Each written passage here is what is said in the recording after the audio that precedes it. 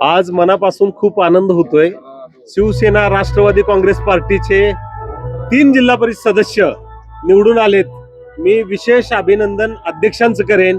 राष्ट्रवादी काँग्रेस पार्टीला तिथं ओपनची जागा असताना, तिथं ते स्वतः लढण्यास इच्छुक असताना, त्यांच्या कार्यकर्त्याची मागणी असताना आम्हाला राष्ट्रवादी काँग्रेस पार्टीला विनायक मासाळ साहेब यांच्या माध्यमातून त्यांनी उमेदवारी दिली। ओबीसी चेहरा असताना त्यांनी उमेदवारी दिली। त्यामुळे अध्यक्षांचं मी मनापासून अभिनंदन करतो आणि त्यांच्या नेतृत्वामध्ये माननीय आमदार सुहास भैया यांच्या नेतृत्वामध्ये पंचायत समितीमध्ये पहिल्यांदा अतिशय चांगल्या पद्धतीचं सत्तांतर झालंय।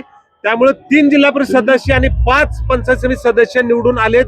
त्यामुळे पंचायत समितीमध्ये सुद्धा चांगल्या पद्धतीची सत्ता आलेली आहे आणि एक मात्र आमचा उमेदवार माननीय ऍडव्होकेट उद्याताई खूप चांगल्या पद्धतीने एक रणरागिणीप्रमाणे लढल्यात। थोड्याशा मताने त्यांचा पराभव झाला, ते अतिशय आम्हाला शल्य आहे। त्याचं भविष्यात आम्ही त्यांच्या माध्यमातून आणखीन चांगले प्रयत्न करण्याचा प्रयत्न करीन। परंतु आता चांगल्या पद्धतीची सत्ता माननीय सुहास भैया बाबर माननीय अध्यक्ष यांच्या नेतृत्वात या तालुक्यामध्ये आलेली आहे। बोला काय सांगाल, आज शिवसेनेला आटपाडी तालुक्यामध्ये चांगलं यश मिळत आहे। अख्खा गड राखला, परंतु निंबोडे जिल्हा परिषद गट हा आपल्या हातातून दिसला नाही। आज या आटपाडी तालुक्यामध्ये जो निकाल लागलेला आहे, त्या निकालावरती मी थोडंफार समाधानी आहे। वास्तविक पाहता एक हाती सत्ता पंचायत समितीला आली आणि जिल्हा परिषदचं 3 उमेदवार आलं, पण एक निंबोडे जिल्हा परिषद गट आणि 2 पंचायत समिती तिथल्या थोड्याफार फरकानं पराजित झाल्या। पण वास्तविक पाहता एवढ्या दशेती पुढं एवढ्या मोठ्या शक्तीला अगदी तोंड देत असताना मला वाटतं तिथं अत्यंत रणरागिणीप्रमाणे विद्याताई मोठे लढल्या। अगदी काय थोड्याफार फरकात पराजय झाला, पण मला वाटतं काही पोलिंग काही बूथ त्यांनी ताब्यात घेतले, हाताने मतदान केले, दहशत निर्माण केली। प्रत्येक मला वाटतं त्यांचं प्रचाराच्या यंत्रणेच्या गाड्या फोडल्या, प्रचार करू दिला नाही। एजंट त्यांनी पळवून नेले आणि एजंट कोंडून ठेवले। पण वास्तविक पाहता परत एसपीने ते एजंट आणून त्यांना दिले आणि दुसऱ्या दिवशी संरक्षणात एजंट उभा केले।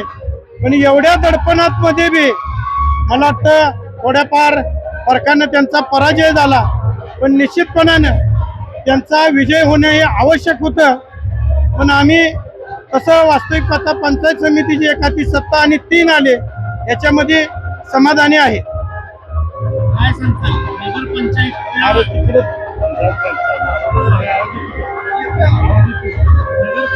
इलेक्शन नंतर आणि पटकन तुमचा खंडा लावून लढायचं ठरलं, त्यांचा आणि पीक सरकार यांचा या निवडणुकीमध्ये तालुक्यामध्ये किती फायदा झाला? वास्तविक पाहता अजितदादा पवार साहेब यांनी फोनवरनं आम्हाला एक सीट मागून घेतली आणि दीप सरकार असतील, अण्णा असतील, अनिल पाटील असतील यांच्या संग चर्चा केली आणि त्यांना आम्ही करगणी गणाची जिल्हा परिषदची सीट दिली। मला वाटतं कुठल्या नाही कुठल्या निवडणुकीमध्ये कोणतर संघ असल्याशिवाय आणि त्यांचा वाटा असल्याशिवाय ही निवडणूक जिंकता येत नसती। मला वाटतं यांच्या सहकार्यानं अगदी हे निवडणूक चांगल्या प्रकारे यश घेता आलं।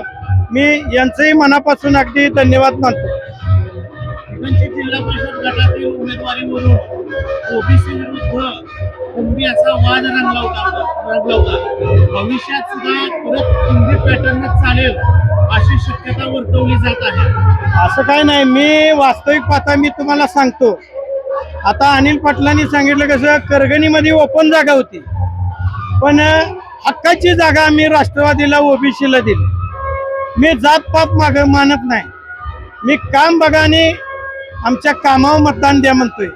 तुम्ही पहिल्यापासून बघत असेल या निवडणुकीमध्ये मी कामाचा अजेंडा घेऊन आलो निवडणुकीमध्ये आणि कामाच्या जोरावरती या निवडणूक जिंकल्या म्हटलं तर काही वावगं ठरणार नाही। आज वास्तविक पाहता आटपाडी तालुक्यामधनं पंचायत समितीला तृतीयपंथी निवडून येणे दिलीपरावजी हेगडे ही पहिल्यांदा आटपाडी तालुक्यामध्ये घडले आणि आम्ही या वर्गातल्या लोकांना ही संधी देऊन आज पंचायत समितीला निवडून आणलेला आहे. त्यामुळे आम्ही कोणती जात पात बघत नाही, सगळ्याला सामावून घेऊन काम करतो. गंभीर रेसचा घोडा हा लंगडा झाला होता. आता हा घोडा पुन्हा या विजयानं त्याच्या कांदे बांधल्यात का? वास्तविक पाहता मी आधीच सांगितलं होतं, काय जण म्हणत होतं पाय मोडला, काय जण म्हणत होतं सूज आल्या.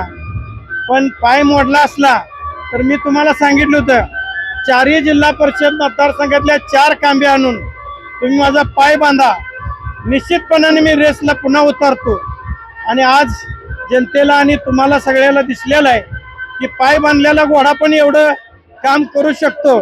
3 जिल्हा परिषदच्या सीटा 4 पैकी आणि पंचायत समितीला 1 हाती सत्ता, म्हणजे निश्चितपणानं 3 पायाच्या घोड्यानं देखील चांगलं काम केले हे तुम्हाला दिसून आलेलं.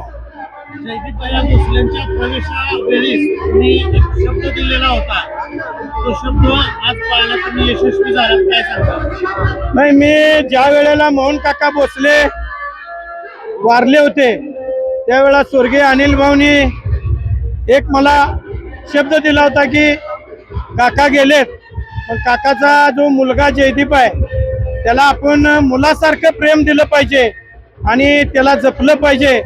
भविष्यात याचं राजकारण टिकलं पाहिजे, याच्या दृष्टीनं आपण प्रयत्न केला पाहिजे. आम्ही त्यांना तिकीटही दिली आणि ताकदीनं त्यांना निवडूनही आणलं. अगदी बघितलं तर 2800 मतानं त्यांचा त्या मतदारसंघामध्ये विजय झालेला आहे. वास्तविक पाहता एक आमच्यातले 2 उमेदवार फुटून तिकडे गेले, एक सरपंच खरसुंडीचे आणि दुसरे चंदू भोसले, ही दोन्ही आमचेच कार्यकर्ते फुटून उभा राहिले समोर जाऊन. पण अगदी ताकदीनं आम्ही जयदीप भैया संघ थांबून त्यांना निवडून आणलं आणि त्याच्या वडिलाला खरी श्रद्धांजली वाहिली म्हणलं तर काही वावगं ठरणार.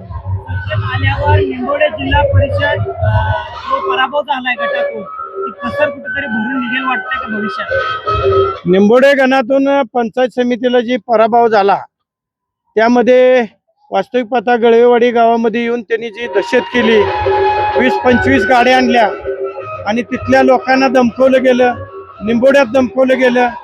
आमच्या बनपुरीमध्ये ब्रँचचे कार्यकर्ते बंडगर सर ही त्यांच्या घरावर जाऊन येडा टाकला कार्यकर्त्यांनी. त्याच्यामध्ये कार्यकर्ते थोडे घाबरले.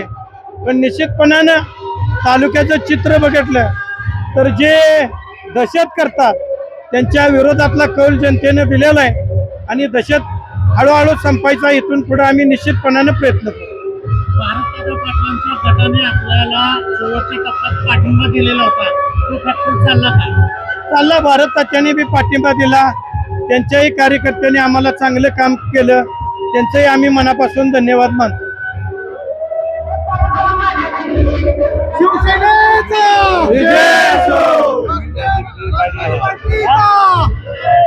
राहू द्या आता.